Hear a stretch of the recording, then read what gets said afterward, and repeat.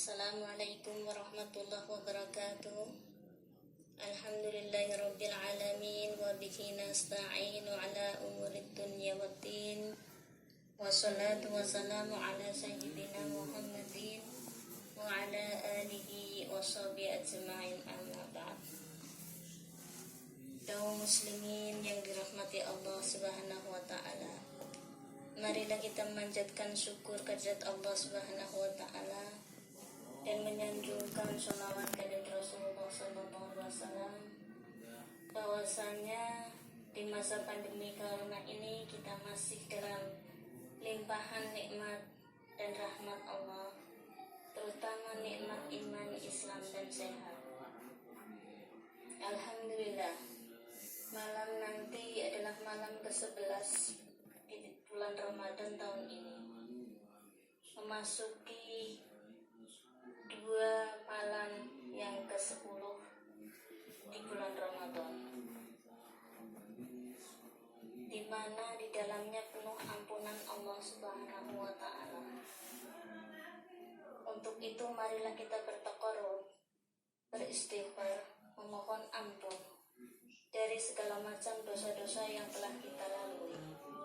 Semoga kita mendapatkan ampunan setelah Ramadan ini. Allahumma amin. Selanjutnya, di masa pandemi ini sungguh sangat berat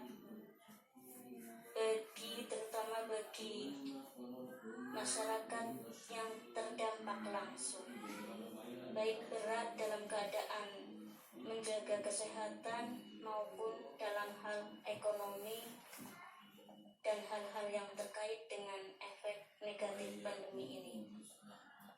Untuk itu saya ingin menyampaikan beberapa hal yang terkait dengan tips dalam menghadapi pandemi supaya kita tetap tenang, tidak mengalami kecemasan yang fatal, apalagi sampai fobia dan lain-lain, yang saya beri nama PSBB. Tetapi PSBB di sini pembatasan skala besar. S-nya ada 4, B-nya ada 5. Yang pertama adalah sholat, yang kedua adalah sabar. Hal ini kita lihat dari ayat Al-Quran yang mengatakan, A'udzubillahi minasyaitonirrajim, bismillahirrahmanirrahim, wasta'inu bis-sabri was-sholat. Memohonlah pertolongan dengan sabar dan sholat. Sholat dan sabar, bahkan sabar itu didahulukan. Kenapa? Karena di dalamnya orang meminta tolong harus bersabar lebih dulu, baru setelah itu berdoa dengan melakukan sholat. Artinya sholat itu bisa menjadi media untuk memohon pertolongan Allah apapun permasalahan kita, termasuk permasalahan yang terkait dengan pandemi corona. Yang ketiga adalah sholawat. Sholawat di sini mengapa perlu kita lakukan atau kita sanjungkan? Karena sesungguhnya sholawat itu adalah doa yang sangat bagus, di mana doa itu memang disanjungkan kepada Rasulullah SAW. Tetapi doa itu akan dibalas 10 kali lipat minimal, sehingga ketika kita mendoakan Rasulullah dengan baik, maka kita pun akan mendapatkan doa minimal 10 kali lipat. Yang sholawat di situ Habib Lutfi Al-Mukarram, beliau mengajarkan terutama yaitu Allahumma sholli ala sayyidina Muhammadin wa ala ali sayyidina Muhammadin bi'adadi kulli da'in wa kulli da'in wa dawa'in. Artinya kita itu memohon atau menyampaikan sholawat kepada Nabi Muhammad dan keluarganya, serta sholawat itu dimaksudkan untuk menghadapi banyaknya penyakit. Sebanyak penyakit itu maka ada sebanyak atau banyaknya obat di dalamnya, sehingga sholat ini sangat tepat untuk berdoa di masa corona.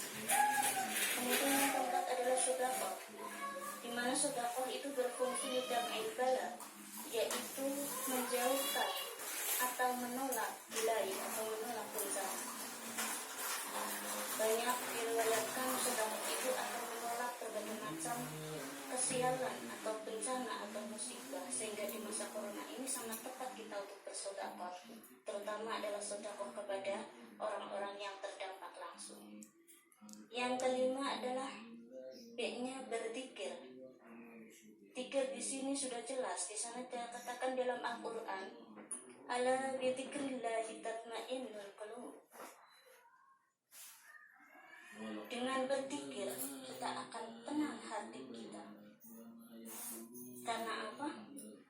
Karena dengan berzikir berarti mengingat Allah, mengingat Dat yang telah memberikan segalanya, termasuk Dat yang akan mengeluarkan kita dari berbagai macam permasalahan dan musibah.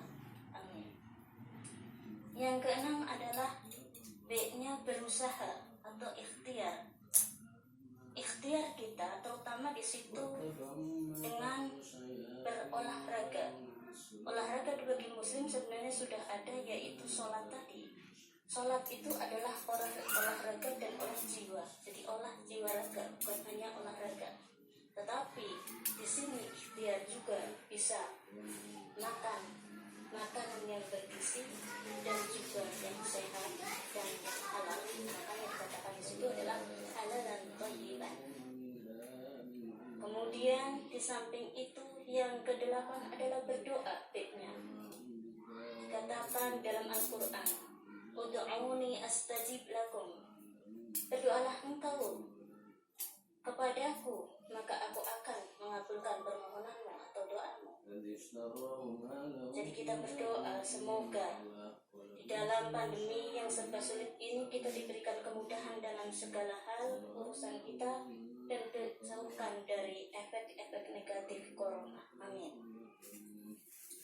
Selanjutnya yang ke-9, tadi ke-7 ya, yang ke-8 dulu, ya tadi ke-7, yaitu beristighfar. Dikatakan di sana, wastaghfiruh tsumma tubu ilaih. Memintalah ampun atau beristighfarlah engkau kepada Allah dan bertobatlah kepada Allah. Insya Allah di sana dijanjikan kalau kita mau bertobat, mau memohon ampun dari segala dosa, maka di sana juga akan melahirkan rasa aman, melahirkan solusi dari berbagai macam permasalahan termasuk dari pandemi. Bahkan dikatakan di dalam surat Hud ayat 61 terusan dari yang tadi saya sampaikan, fastaghfiruhu tsumma tubu ilaih, dikatakan di sana yang begitu indah kalau kita rasakan, yaitu inna rabbi qaribun mujib, yang artinya sesungguhnya Tuhanku begitu dekat dan Tuhanku maha mengabulkan, artinya maha memberi segala yang kita minta, termasuk meminta melepaskan diri dari corona ataupun dari segala macam problematika yang kita hadapi. Selanjutnya yang terakhir atau yang ke-9 adalah bertawakal. B-nya tadi saya bilang PSBB ya, S-nya 4, B-nya 5, yaitu pasrah atau tawakal. Bertawakal B-nya di sini dikatakan di dalam Al-Qur'an surat Al-Maidah ayat 11, wattaqullah wa 'alallahi falyatawakkalul mu'minun, yang artinya bertakwalah engkau kepada Allah dan sesungguhnya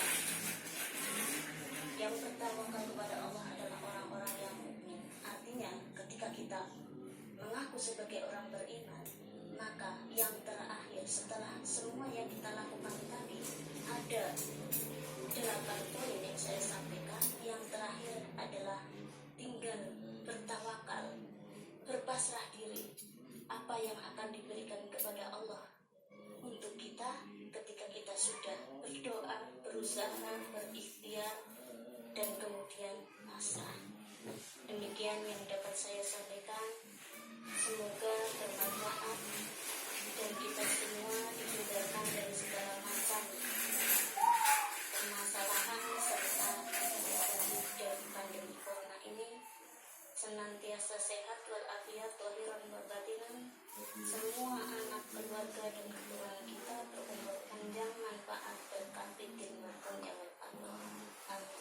Wassalamualaikum warahmatullahi wabarakatuh.